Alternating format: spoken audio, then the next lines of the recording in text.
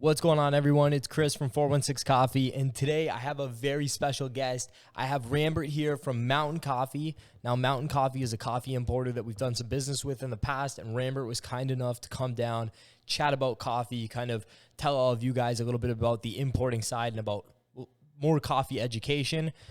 So, Rambert, thanks so much for taking the time, man. No, thanks for having me. So, Rambert, can we start? You were telling me off camera a little bit. Can you tell me how you got into coffee, how you ended up competing, all this crazy stuff you did? Can you give everyone a little background? Yeah, so I think it was like around 4 or 5 years ago now.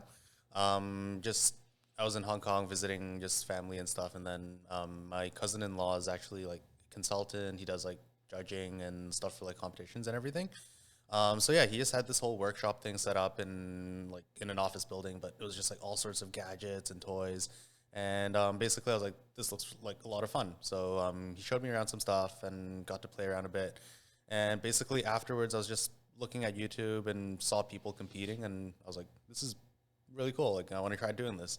So yeah, basically I got into coffee. Just first job was just a random Italian style cafe. But from there, just learned some basics and then moved on to roaster, which gave me a really great opportunity to compete and just learn a lot more about like the origin side of things and how like different stuff can be within coffee. And yeah, now here I am at Mountain. There you go. That's awesome, man. So can you give us a brief breakdown of what Mountain does? So we're basically a importing company. It was based in BC before, but we've kind of moved more of the operational side over here, even though we still have like warehousing in BC and everything. And yeah, basically we try to source just coffee that we think tastes really great, has a good story, and then essentially just it would be like what we think is the best value for money in a lot of cases, like where it might not be the biggest name farms, but then like we think the quality, and that's where we really try to like position ourselves is like just very quality and customer service focused. That's awesome. Okay. So I know you're a Q grader, correct? Yes. Can you tell everyone watching who doesn't know, like, first of all, what is a Q grader? And how intense is that process? So essentially, Q graders it's a licensing program through the CQI, so that's the Coffee Quality Institute. And it's essentially, I think of it as more of a common language for people that want to get into cupping and sourcing, like the other part of the supply chain, where it's essentially a standardized way of cupping where everyone has to calibrate every 3 years. So then you stay within the system of like knowing what kind of like qualities you're looking for, what kind of scores you should be giving for certain attributes. And yeah, I think it started as, I think it was I don't remember if it was like a week-long or 2-week-long thing, where you just go in and you cup pretty much like all day for like the whole time. And then basically you're just like discussing with like the other people taking the course that like about like what you think of the coffee and like certain like how is the acidity for it, and essentially over time you're supposed to like come together for your scores and like come to a consensus, where you kind of realize like, okay, this certain level of acidity gets an 8, or this is a little bit higher, but the quality wasn't as good, so this might not be as high even if it was a brighter coffee. And yeah, I like thinking of it as a common language. So then that way, even if we're cupping a coffee in Canada and then we kind of communicate our results to the producers in like Ecuador or like Guatemala, and they would know exactly what we're talking about just because we've gone through the same program as them. Yeah, I think that's pretty much. That's a fantastic way of explaining it. So we run some small cupping classes here as kind of an introduction to coffee for people. And I always describe, I'm like, Q graders are kind of like, think of like a sommelier, but for coffee. That's kind of what I usually compare it to, which I understand is maybe not the best comparison, but just for common, but the language is imperative because you're able to communicate back to the farming partners of like what things you want to see changed, I assume, to make coffees maybe better. Yeah, for sure. I think that's definitely one thing that we we really try to focus on, and it's something that I've like even just when I started doing my Q, the instructor like that's something he really hammered home was that every coffee needs to find a home. It might not be like with us, but then essentially working together with the farmer to just kind of like figuring out where the quality is, how he can like improve, and then like being able to actually give him this information back in a like a productive and like useful way. Just so then like, and we've seen this in a lot of farmers where like one year might not be the best, but then like through feedback and just kind of working through some of like the problems, like the next year like can turn out amazing. That's awesome, man. Do you have a character? I always like tell people with coffee, you're kind of looking at terroir, you're looking at varietal, you're looking at processing method. Do you have a variable that you find affects the taste of the coffee the most? I think especially with like now where there's a lot of different processing methods that I think that's definitely a huge one where you can really make the coffee taste very different just through the processing. Like we've had some Sumatrans that were just super wild and like whiny, so it's like very similar to like an actual Ethiopian. Um, but I think personally, I think altitude's also a huge one, especially when it comes to the things that processing can't do, in terms of like the body, the altitude. Like the altitude just really affects like how like heavy the body can be, and just like the overall like complexity of the acidity. Like processing does have an effect on how the acidity works, but then I think when it comes to just how much acidity is inherently in the coffee, I think by having like the higher altitude, you start with more essentially, like more to work with. Okay. Okay, interesting. So you're saying that body and acidity are almost naturally affected mainly by altitude, terroir, things like that, and then processing method can kind of tweak those things, enhance things, bring things out. But Definitely. okay, Yep. cool. You can bring it a bit closer. Yeah, no. No, like I think processing is great for just kind of pushing the bottom boundary up, but then I think at the end of the day, you still need like the really great terroir and just starting off with a great like raw product to work with even before processing. What is in the past, like, let's call it, I'm sure you taste coffee all the time. So let's say in the past, like 12 months, what's the favorite? Do you have a favorite coffee or a top two or three or one that stands out? So like I think that would probably have to be the coffee that I'm planning on using for comps. So I'm working with a producer directly in Ecuador for this.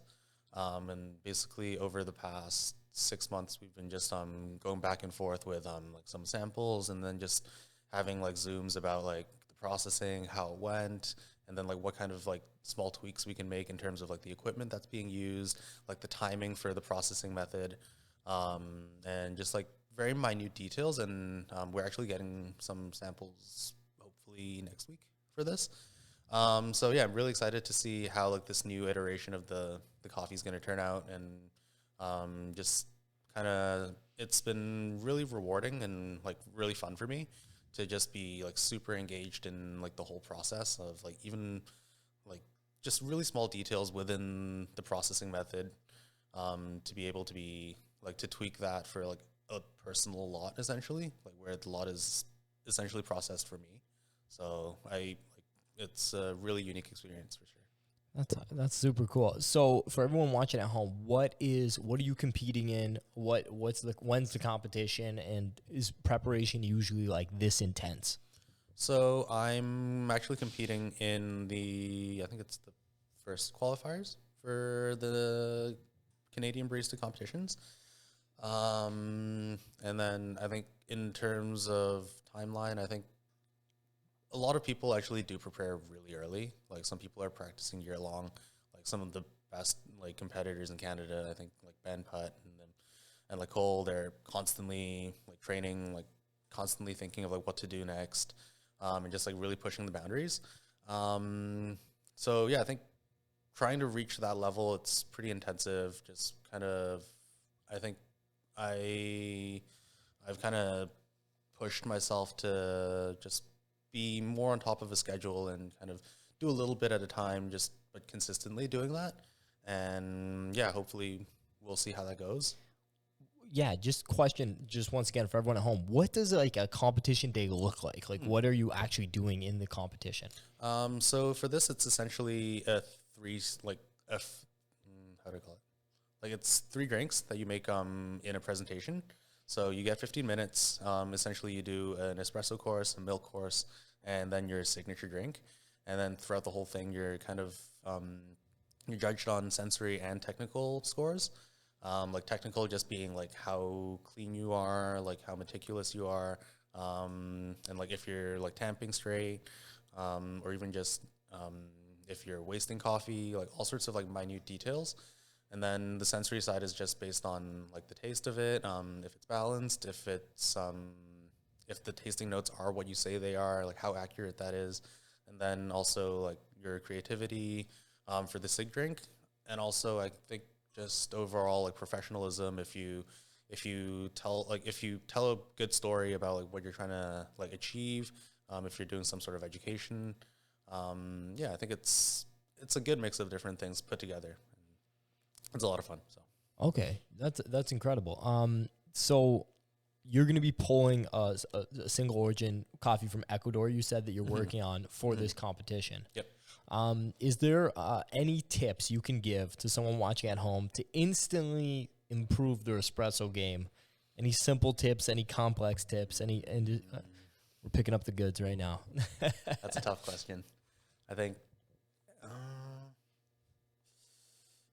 I think simple tips would be like simple but expensive would be just get a good grinder. Yeah, 100%. But I think working with what you have, I think just I would say taste Yeah. and kind of trust your taste. If you like something, then you're probably doing something right. So kind of use that as a starting point, and then think it's like, how can I make this better? Like, is it still a little too acidic? Is it a little astringent? And then kind of working around that a little bit more. Um, yeah, I think just trust your taste is Okay. a big one. Sweet. Do you have a best bang for your buck grinder for anyone? I know I'm asking you all the hard questions right now. Well, I think in terms of best value, I would say if you don't mind the work, getting a hand grinder probably would be getting you like better value compared to like a cheaper electric grinder. But I mean, it is a lot of work as well. So like, I personally wouldn't grind like for a minute just for a shot of espresso. Espresso's hard, yeah. Especially in the morning, right? So, I think the niche is quite good. Yeah, the niche zero or whatever Yep. it's called. Yeah, yeah. Okay, sweet. Okay, cool. There you go, guys. Buy a niche zero. So from an importing standpoint now, do you see like kind of what has been the effect on your guys' end of the past 2 years? Obviously, it's been pretty turbulent, like geopolitical landscape. How has that affected importing coffee? What does that look like to you guys? Has there been changes? Has there been none? What's going on? I think definitely there's been a lot of changes, even from just COVID. Like in terms of like people like buying coffee, we haven't seen too big of a shift. I think because most roasters are just kind of pivoting towards like doing more online, more retail, and less wholesale.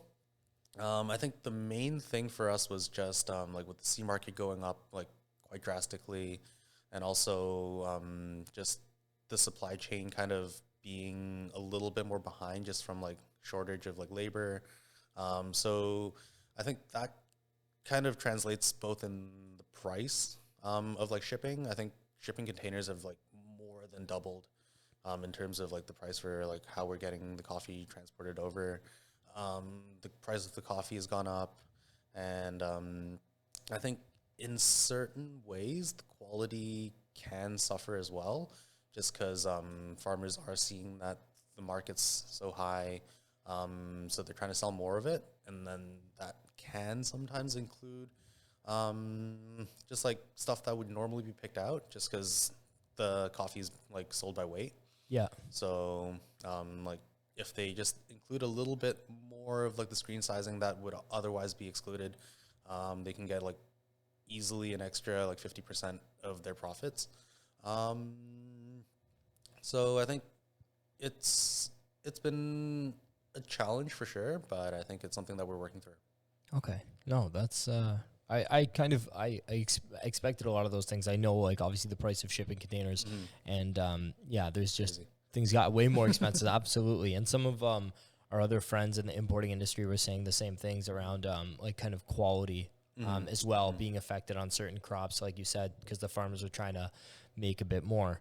Do you have any idea or predictions, I guess, for like future trends, things that you think are going to come out in the next, I don't know, 2-3 years that are going to be different from what we're seeing now from either the importing side, or even if you have some like trends you think you might see on like the actual consumption side? Any ideas, any guesses?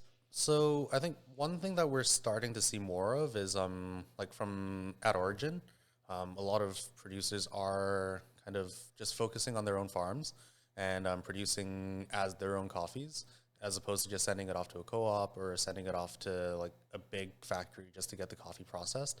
Because I think especially with the market being so high, they're seeing that if I process this coffee a little bit more, like with a little bit more care, I'm harvesting with a little bit more care, I can actually make a lot more just on my own compared to selling my coffee to like a broker, and then the broker kind of deals with everything else. So I think in that aspect, like seeing a lot more smallholder farms with like really, really great coffees will be like more prevalent for sure.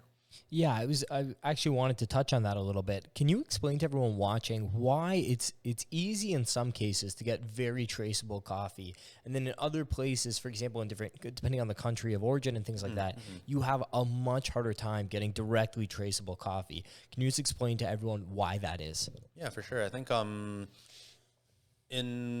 think say for example, Brazil is one that's kind of known for not having too much information a lot of times.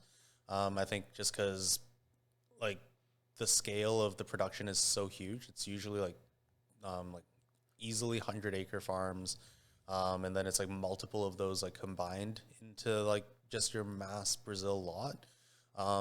So in terms of like the information, like what variety it is, like who's the producer, like when there's like hundreds of them, it's kind of lost in translation a lot of times.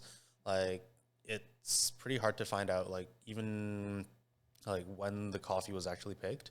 And so I don't want to sound like I'm plugging in like Mountain for anything, but Feel free to plug away, man. Feel free to plug away. you know, like when I first joined, one of the first things that I was really impressed by was our Brazil program, because we're working with a data company called Flowins, Okay. and essentially they kind of it's a database for the producers to just log all their information in terms of like their production, like when the coffee's harvested, like from which plot of land, and even in terms of the processing, where they can have all this like information from like previous harvests, like how those were processed, and like everyone shares this information. So we've seen the coffee quality just like really, really go up. So I think an example is like with the anaerobics. I think last year or the year before was when they first started experimenting with. Oops. Yeah, good. Like they were experimenting with the processing method, and seeing how that goes is just like a very small run, maybe like 2-3 bags. And from there, I think this year, close to half of the lots we're getting are like some sort of like unique processing method, and just the quality of it and like the cupping scores that we're getting out of them are just like really astounding for like especially for like a larger scale country like Brazil. But yeah, I think even with some other countries like Ethiopia, traditionally known for not really having that much information, I think that's also getting better because we are seeing people like producers that are going through brokers more than before. So traditionally, how coffee is sold in Ethiopia is like you just produce your coffee and then you just send it to the ECX, so the Ethiopian Coffee Exchange, and that just gets sold as a number. And then basically everything that the producer has as information is lost at that point, because essentially as a buyer, you're buying that number for that lot, and then you might get like basic information like it's from like Guji, and then like a rough ballpark of like where it was grown. And I think that's kind of why you see a lot of Ethiopian coffees. The range for the altitude is like maybe like 16 to 1800 meters.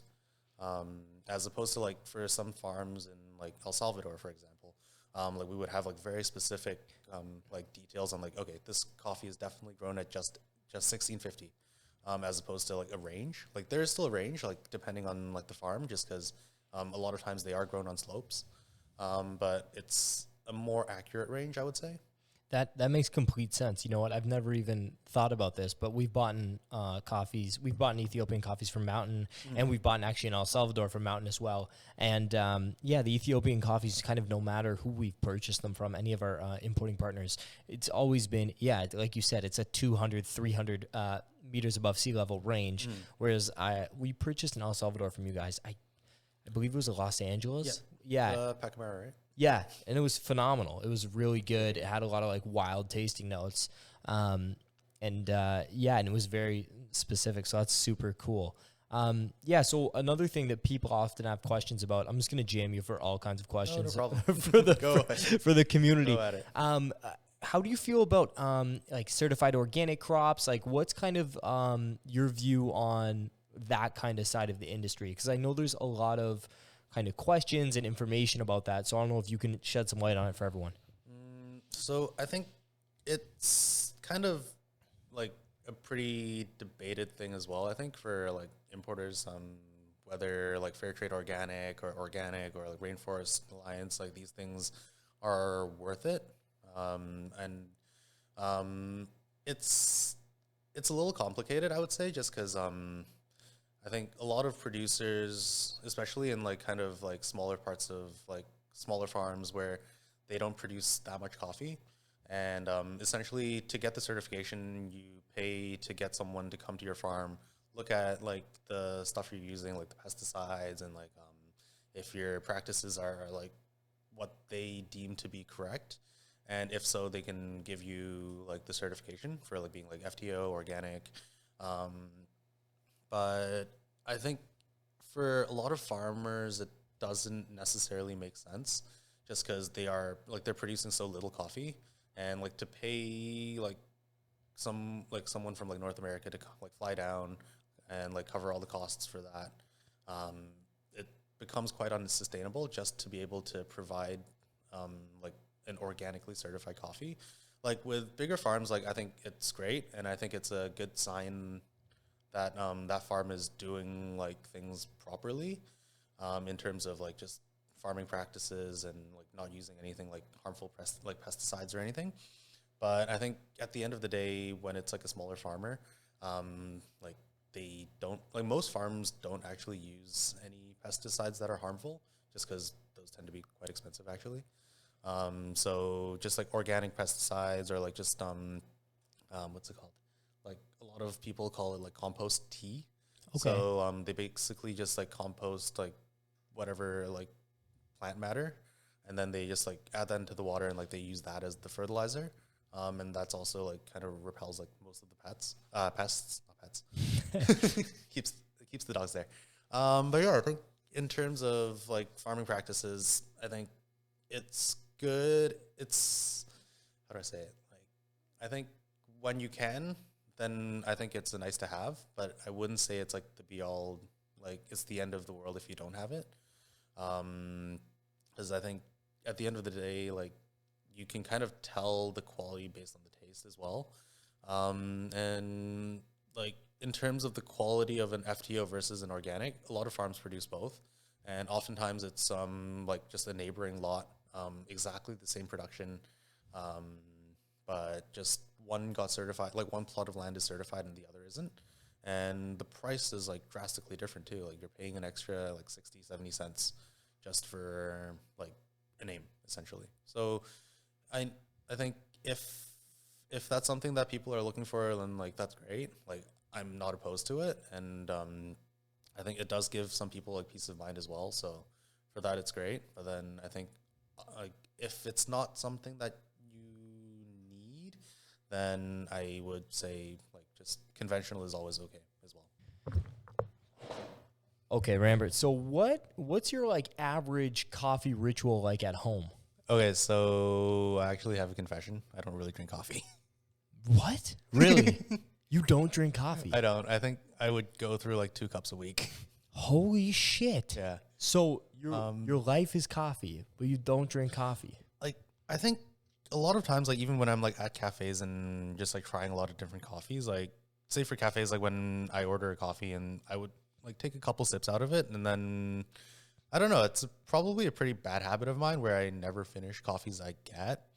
But yeah, I guess in a way it's because I drink it more for the taste, and like I'm just kind of curious what it's like, and then like I don't really need, or like the caffeine doesn't really work for me. Okay. Do you drink tea or any caffeinated beverage or not really? Not really. That's crazy, man. That's so cool. Yeah, so like, even when we're cupping, like I would spit like 9 out of 10 times. Interesting. So are you gonna drink though, like are you gonna actually drink like an entire espresso when you're preparing for comp? I spit most of it. Really? Holy crap, man. That's crazy. Meanwhile, I'm like addicted. I have like 7 a day. It's like crazy. I used to. I don't know why. Like I just kind of stopped, and like now if I try to have too much, like I just get really nauseous. Oh, really? Yeah. Okay, yeah. Well, it is a lot. Like it's a lot of like flavor. It's a lot of like it's a lot in your stomach, a lot of caffeine. That's crazy though. Yeah, Wow. I think I do make coffee for my girlfriend, or like in the office and stuff like that. So yeah, I think I can still answer your question in terms of like how I prepare coffee most of the time. I'd say it's usually still like with like pour over method. Just any dripper, honestly, anything that's a cone. I'm not really too picky now. No Colita wave though. No flat bottom. You're more of a cone guy. I am. Okay. No, I'm here for it. Like, I just find like I have a little bit more control of like how it's flowing a little bit more. And even in terms of like my pouring pattern or anything, like I don't really have to worry too much about like making sure like everything is still really even. Because I mean, it's never going to be even with a cone dripper. So yeah, like less for me to worry about really. I think I just try to keep as much simple as I can. Keep it simple. Yep. Okay, beautiful. No, that's shocking though. I didn't expect I don't really drink that much coffee. I didn't expect that to be a confession, but here we are. Do you have any advice for people, like if someone's watching this, they're going to the store, they're not even the grocery store, let's say they're going to a shop, they're buying coffee. Do you have like a general rule of thumb of like what origins or altitudes to look for if someone likes a certain flavor profile? I think if you're going for more like, if you prefer like more just like traditional or like lower acid coffees, then I think like typically lower altitude coffees tend to be like more towards like the nuttier chocolatey side of things. Like once again, just like the inherent acidity in the coffee is a little lower. Whereas if you like your bright kind of floral, funky, like fruity kind of coffees, like slightly higher altitude, or if you're looking for like specific processing methods, I guess nowadays it's like the more words in the processing method, that's probably going to mean the funkier it is. Okay, yeah. Like if it's like certain number of hours anaerobic and like double fermented or whatever, like I think that's usually a good sign of like a coffee that's a little bit more unique in terms of like being a little funkier, a little more intense fruit, like things like that. So yeah. Okay, that's a pretty good rule of thumb. That's usually what I tell people as well, is that usually like altitude's a big thing to look for, and then usually there's origins that tend to produce coffees that look a certain way. Like for example, usually you don't get a lot of like, at least I haven't cupped a lot of coffees that are like super chocolatey nutty from like Ethiopia or like Kenya or you know what I mean. Do you have a producer or a country of origin right now that you're really excited about that you don't think has blown up in like mainstream coffee yet? So I would probably have to say Ecuador. Like it's the origin that I've always really liked. And it's actually something that we're working on like bringing over as well. So hopefully by this year or next year, we'll like start carrying Ecuador as like one of our main options. Sweet. So yeah, Adrian, if you're watching this, yeah, we're going with Ecuador. There you go. Yeah, no, I think just it's been like, even when I first started in coffee, we had like some Ecuadorian coffees, and I've always been really amazed by just the overall quality. Like even with like a cheaper, like almost blender level coffee, it's still so high quality, so clean. Whereas like, I think in a way it's because the price does start at a slightly higher point, but most farms in Ecuador are just like a little bit smaller. So most of the producers are handling most of the stuff on their own, and just they put a little bit more care in it when it's your own farm. So Yeah. I think like that's something I'm really, really, really pushing for. So That's awesome. No, I'm excited. Hopefully we can get a lot from Ecuador soon then. What do you think is do you think there's a reason why we don't see more reverse integration in the coffee industry? So me coming from a business background, I've always wondered like why don't bigger roasters start buying backwards? But obviously, like I understand Starbucks, I believe owns some farms and things like that. But I mean, like, why don't we see guys like Intelligentsia, like some of the bigger players in the States? Why don't we see them owning farms? Do you have any idea on that? If not, we can skip that question entirely. I think it's more just like it's essentially just like a different ball game. Where I think it's similar with like wine, where a lot of like Psalms might get into like winemaking, or a lot of people like the idea of like owning a winery, but then don't really realize the work behind it. So like in terms of just like constantly having to like propagate new crops, like taking care of like the existing ones and like all the pruning, and like kind of planning ahead for like how much you actually want to harvest, just because like more isn't necessarily better. So yeah, like you do want to have a certain like amount so you can actually sell to make a profit, but like you still have to put an upper limit to that as well, or else like the quality starts going down, since like there's too much fruit.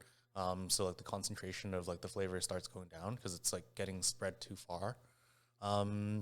So I think it's, if they can, it's great, but I think a lot of times it's just too much work to like have to focus on that, unless you bring in like a separate team You'd have to, yeah. like, just for that. So Awesome.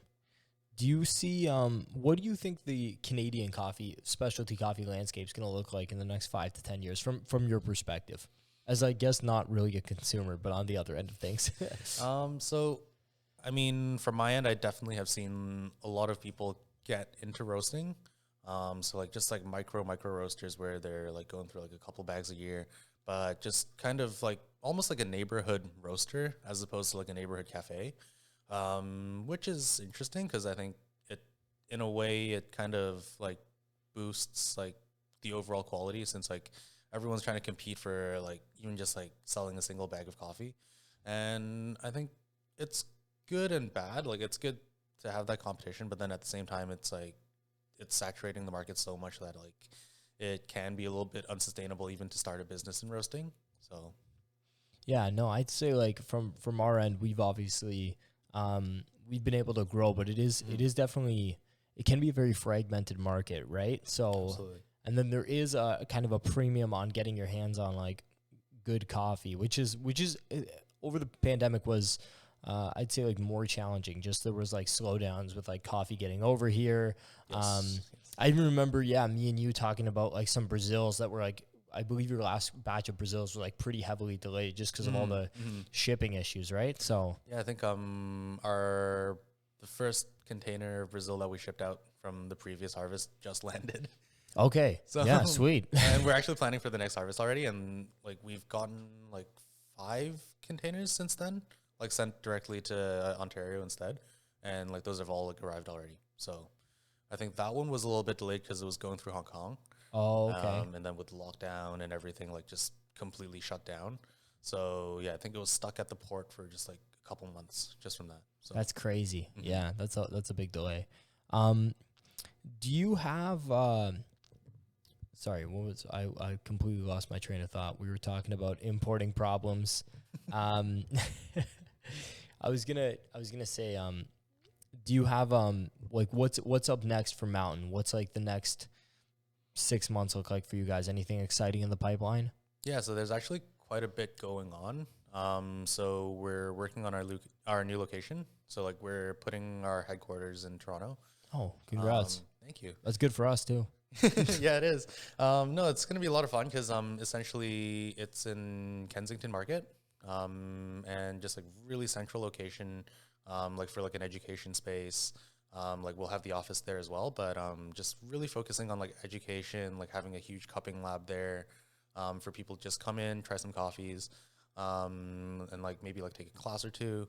And then, yeah, I think one of the other programs that we're planning on having for that location is like an ongoing rotation of like roasters that we're supplying to that will be featuring as like on bar. And then like they can hold some classes for like what they wanted to do. Like maybe it's like something on like even just like simple things like latte art, or like if they're doing something on like extraction for like espresso. But yeah, basically we're kind of thinking of it as like a sandbox for people to just really explore and like have some fun in coffee as well. That's awesome. Yeah. So what do you have any tips for anyone at home? People always ask me this. My latte art's like mediocre. My brother's really good. Do you have any latte art tips for anybody? I think slow down probably, Ah, or like go closer. But I think the main one is definitely slow down, because I think most people pour faster than they think they have to. that's very true. I agree with that. As someone who's gotten like substantially better, I'm still not incredible, but as someone who's gotten a lot better, I agree. That's a very good point. I remember like when I was practicing for latte art comps like a long time ago. Like basically my coach was like, you don't need to like rush and pour everything like really, really fast. Like in certain applications, you actually want to let the foam settle a bit more so you can actually like pour a little bit more defined as well. So Yeah, so if you're pouring like a swan or something, do you want to let it settle or no? no, I think that you can just kind of go, but I mean like you don't need to rush at it. Yeah, I think it's more like complex patterns when you're getting into like your squirrels or your like those multiple like where you're, yeah, like the free pours where you're kind of etching almost with like the spout. that shit's crazy. Yeah. It's yeah, I can't do it anymore. Now, were you able to do like really intense designs at one point? I tried. Okay, fair enough. And obviously that's latte art isn't really a big part of. It is a part of, but it's not a massive part of the competition you're doing. Correct? So for this upcoming competition, it's not like technically you just need to like have a symmetrical dot, and like that counts. Oh, okay. Yeah. So like, as long as it's like contrast is good, so it's like just pure white, pure crema, then that's fine. Okay, interesting. Any tips on like ripping versus not ripping, like sounds you hear when frothing milk? Any tips on that? I think just a little bit, but probably a little bit less than you would think. I don't know. I think it really depends on like what you want.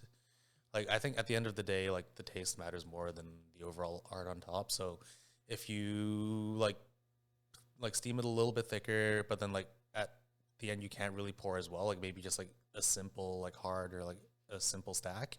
I think if that tastes better than like a really thin, but you can do like really intricate designs, I think that matters more. So Okay, beautiful. Rambert, let's wrap it up, man. Tell the people anything you wish they knew about coffee.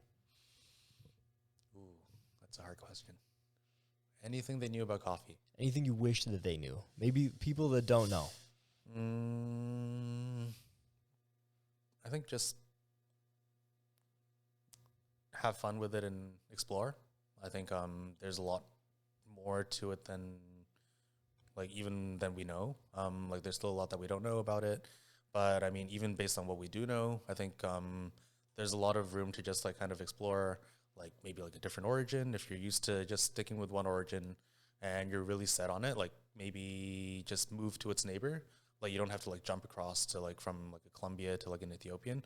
Like maybe just like move over to like maybe like Mexico, or even just like down to like Brazil.